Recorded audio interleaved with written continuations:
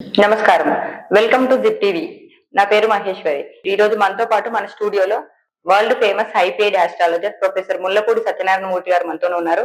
గురుగారితో మాట్లాడి కొన్ని సందేహాలు తెలుసుకుందాం. గురుగారు నమస్కారం అండి. నమస్కారం మహేశ్వరి. గురుగారు ఎలా ఉన్నారండి?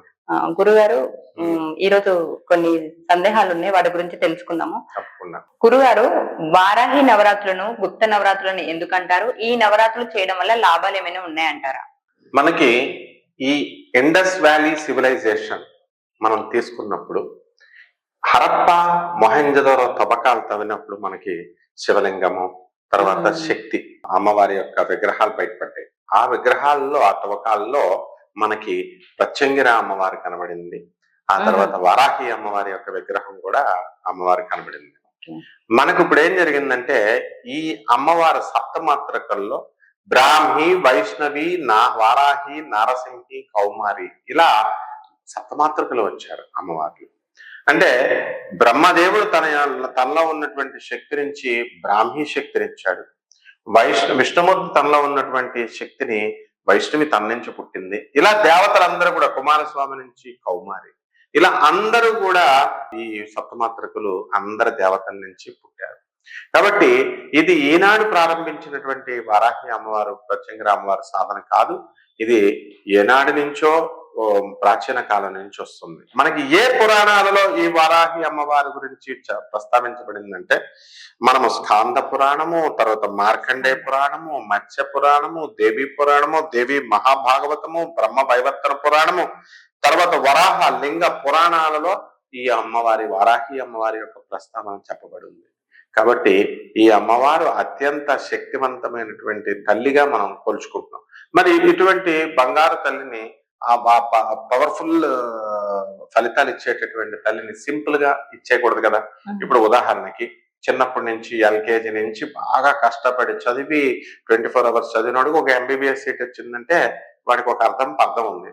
వాళ్ళ నాన్న ₹1,00,00,000 కట్టేసి డొనేషన్ తో ఈజీగా వచ్చేస్తే వాడికి దాని విలువ తెలియదు. ఆ స్టూడెంట్ కి కష్టపడి చదివిన వాడు మంచిగా డాక్టర్ అయ్యి చక్కగా ఆపరేషన్స్ అయ్యి బాగా చేస్తాడు.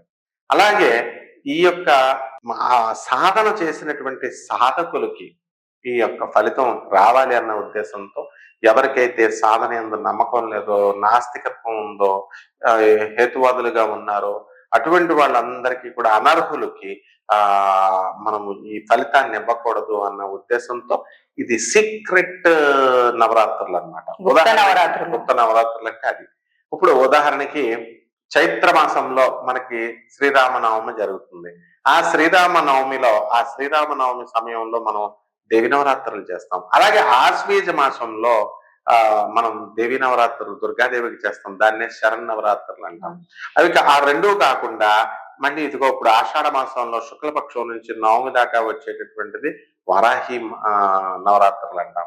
అలాగే శ్యామల నవరాత్రులు అని మాతంగిని పూజ చేస్తాం. కాబట్టి ఈ నవరాత్రుల నుంచి వచ్చేటటువంటి ఫలితాలు చాలా అధికంగా ఎక్కువగా ఉంటాయి. కాబట్టి ఇవి అనర్హులకి అందకూడదు అన్న ఉద్దేశంతో గుప్తంగా చేసుకోవాలి అన్నాడు.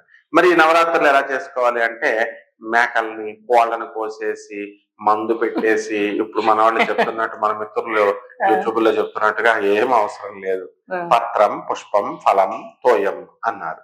కాబట్టి ఒక పండు, ఒక పుష్పం, ఆ తర్వాత ఒక ఫలం, పండు, ఆకు, ఏమీ లేకపోతే ఒక గ్లాసు నీళ్లు పెట్టమన్నారు. ఇది శ్రీకృష్ణుడు భగవద్గీతలో నైవేద్యం గురించి ఇదే ఇచ్చారు. శాకాహారం మాత్రమే, అంతే, మాంసాహారం ఉండకూడదు. నెక్స్ట్ రెండవది ఏంటంటే, ఇక్కడ పాయసాన్న ప్రియాత్వక్స్థ పశులోక భయంకరి అని లలితా శాస్త్రంలో చెప్పారు. ఆమె లలితమ్మ వారు కాబట్టి మీరు ఏదైనా చేయాలనుకుంటే పాయసాన్నం వండండి. తర్వాత స్నిగ్ధోదన ప్రియ అన్నారు. చక్కగా నెయ్యి, ఆవు నెయ్యి, దేవుడికి ఏది నైవేద్యం వండినా ఆవు నెయ్యి వేయమని చెప్పారు, ఆమెకి ఇష్టం. అలాంటివి పెట్టండి. కదంబ వనవాసిని, కదంబ పుష్పాలు తెచ్చి పెట్టండి.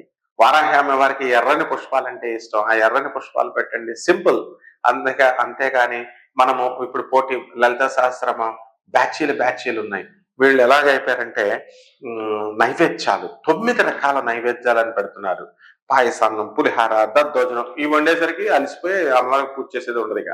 అలాగే 5 రకాల పళ్ళు, 9 రకాల ఫలాలు, 9 ఒక అరటిపళ్ళు గెలగెల కొనుక్కొచ్చింది ఒక ఆమె. ఈ విధంగా ఈ నైవేద్యాల మీద కాన్సన్ట్రేషన్ ఎక్కువైపోయింది. అలాగే మీద తక్కువైంది భక్తి. పూజల మీద అక్కడికి వెళ్ళేసరికి మొత్తం కంప్లీట్ గా పూజల దగ్గరికి వెళ్ళేసరికి అలసిపోతాం. విగ్రహాలు ఒకటి పెట్టుకుంటామా అంటే వరుసలో 10-15 పెట్టుకుంటాం, అన్ని తోమాలా కూర్చోవాలా అయిపోయింది. అలాగే మా గురువు గారు మరి ఆయన ఏం చెప్పారు, ప్రముఖ ఆధ్యాత్మికవేత్త, ఇప్పుడు మన వాళ్ళందరికీ తెలుసు. ఆయన కాశీ వెళ్ళండి, పాప ఆయన మంచి ఉద్దేశంతోనే చెప్పారు అనుకోండి, కానీ ప్రజలు అలా రిసీవ్ చేసుకోరనమాట. ఆయన ఏం చెప్పారు, కాశీ వెళ్ళి 9 రోజులు పడుకోండి, తల్లి గర్భంలో నుంచి వచ్చినట్టు, మంచి మీకు ఎక్కువ ఫలితం వస్తుంది అన్నారు. వీళ్ళంతా వెళ్ళేసి దుకాణాలు ఇంకా కాశీలో పెట్టేస్తున్నారు జనాలు. పెట్టేశారు. అక్కడ లాడ్జ్లో సత్రాలో తీసుకొని పేదవాళ్ళకు అడ్డు రాకుండా ఉంటే బాగుంది. అక్కడ పేదవాళ్ళు ఏం చేస్తున్నారు, వీళ్ళ పాపం ఆంధ్ర సత్రం అని ఉంటుంది, వాళ్ళ 200 300 ఉంటుంది మనకు అద్దె. వీళ్ళు 9 రోజుల దాకా ఖాళీ ఉన్నట్ల. కాబట్టి డబ్బులు లేవు, మా పేదవాడికి ఇది అవుతుంది. కాబట్టి ప్రజలందరూ కూడా ఏం చేయాలంటే, అవన్నీ మూఢనమ్మకాలు. 9 రోజులు వెళ్ళేసి మీరు అక్కడ కూర్చుంటే మీరు చేసిన పాపాలు ఏమన్నా పోతాయా, లేకపోతే చెప్పిన మా గురువు గారు ఏమన్నా వచ్చే కర్మలు తీసేస్తాడా? అదంతా ఊరికనే చెప్పాలి కాబట్టి ఆధ్యాత్మిక ప్రవచనాలు అలా చెప్తాం. అలాగే మధ్యాహ్నం 12 గంటలకి మణికర్ణికా ఘాట్లో దేవతలు ఉంటారు, రోజు వచ్చి స్నానం చేయండి మీకు దేవతలు వస్తారంటే, అక్కడ వికలాంగులు ముసలివాళ్ళు పాపం స్నానం చేద్దామని నేను 20 ర్యాలీలు తీసుకెళ్ళాను. అక్కడ ఉంటే అప్పుడు దాకా జనం లేరు. మధ్యాహ్నం 12 గంటలకి ఈయన పిలిపించారు కదా, వరుస పెట్టి ఆ పై నుంచి దూకేస్తున్నారు. అది వికలాంగుల మీద, ముసలాళ్ళ మీద, చిన్నపిల్లల మీద కాళ్ళు వెరగొట్టేశారు.